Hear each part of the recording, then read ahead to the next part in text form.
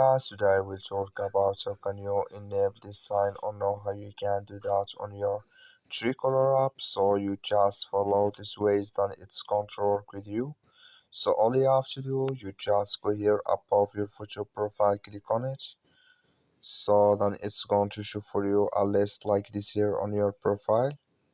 Go above this sign, click on it. So then it's going to take you to next here. It's going to show for you like this. You click here on message in here, just click on it.